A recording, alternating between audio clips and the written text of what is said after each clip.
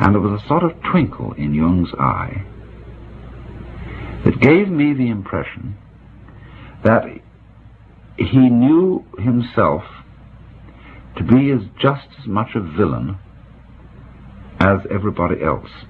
There's a nice German word, Hintergedanke, which means a thought in the very far, far back of your mind. Jung had a Hintergedanke in the back of his mind, which showed.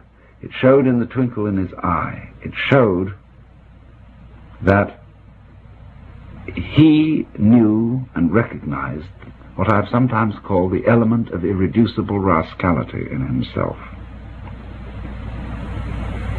And he knew it so strongly and so clearly, and in a way so lovingly, that he would not condemn the same thing in others, and therefore would not be led into those thoughts, feelings, and acts of violence towards others, which are always characteristic of the people who project the devil in themselves upon the outside, upon somebody else, upon the scapegoat. Now this made Jung a very integrated character. In other words, here I have to present a little bit of a complex idea. He was a man who was thoroughly with himself, having seen and accepted his own nature profoundly. He had a kind of unity and absence of conflict in his own nature, which had to it this additional complication that I find so fascinating. He was the sort of man who could feel anxious and afraid and guilty without being ashamed of feeling this way. In other words, he understood that an integrated person is not a person who simply eliminated the sense of guilt or the sense of anxiety from his life, who is fearless and wooden and a kind of sage of stone. He's a person who feels all these things, but has no recrimination against himself for feeling them. And this is, to my mind, a profound kind of humor. You know, in humor there's always a certain element of malice. There was a talk given on the Pacifica stations just a little while ago, which was an interview with Al Capp. And Al Capp made the point that he felt that all humor was fundamentally malicious. Now, there's a very high kind of humor, which is humor at oneself, malice towards oneself, the recognition of the fact that behind the social role that you assume, behind all your pretensions to being either a good citizen or a fine scholar or a great scientist or a leading politician or physician or whatever you happen to be, that behind this facade there is a certain element of the unreconstructed bum, not as something to be condemned and wailed over, but as something to be recognized as contributive to one's greatness and to one's positive aspects in the same way that manure is contributive to the perfume of the rose.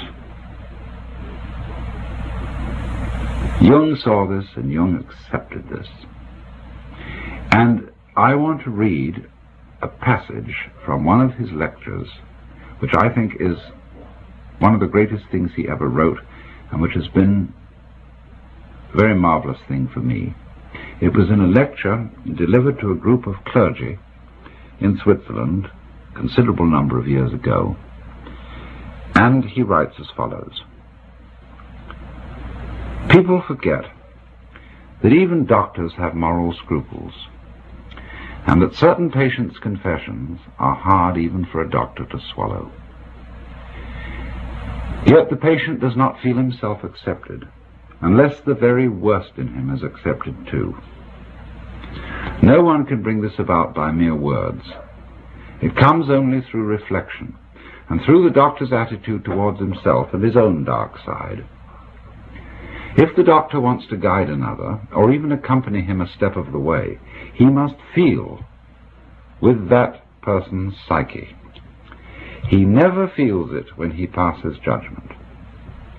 Whether he puts his judgments into words or keeps them to himself makes not the slightest difference.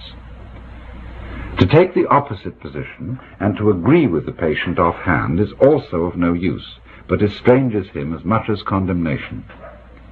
Feeling comes only through unprejudiced objectivity.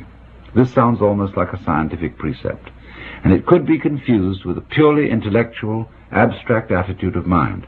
But what I mean is something quite different. It is a human quality, a kind of deep respect for the facts, for the man who suffers from them, and for the riddle of such a man's life. The truly religious person has this attitude. He knows that God has brought all sorts of strange and inconceivable things to pass, and seeks in the most curious ways to enter a man's heart. He therefore senses in everything the unseen presence of the divine will. This is what I mean by unprejudiced objectivity. It is a moral achievement on the part of the doctor, who ought not to let himself be repelled by sickness and corruption. We cannot change anything unless we accept it. Condemnation does not liberate, it oppresses. I am the oppressor of the person I condemn, not his friend and fellow sufferer. I do not in the least mean to say that we must never pass judgment when we desire to help and improve. But if the doctor wishes to help a human being, he must be able to accept him as he is. And he can do this in reality only when he has already seen and accepted himself as he is. Perhaps this sounds very simple, but simple things are always the most difficult. In actual life, it requires the greatest art to be simple, and so acceptance of oneself is the essence of the moral problem and the acid test of one's whole outlook on life. That I feed the beggar, that I forgive an insult, that I love my enemy in the name of Christ, all these are undoubtedly great virtues. What I do unto the least of my brethren, that I do unto Christ. But what if I should discover that the least amongst them all, the poorest of all beggars, the most impudent of all offenders, yea, the very fiend himself, that these are within me, and that I myself stand in need of the alms of my own kindness, that I myself am the enemy who must be loved, what then? Then, as a rule, the whole truth of Christianity is reversed. There is then no more talk of love and long-suffering. We say to the brother within us, Raka, and condemn and rage against ourselves. We hide him from the world. We deny ever having met this least among the lowly in ourselves, and had it been God himself who drew near to us in this despicable form, we should have denied him 1,000 times before a single cock had crowed.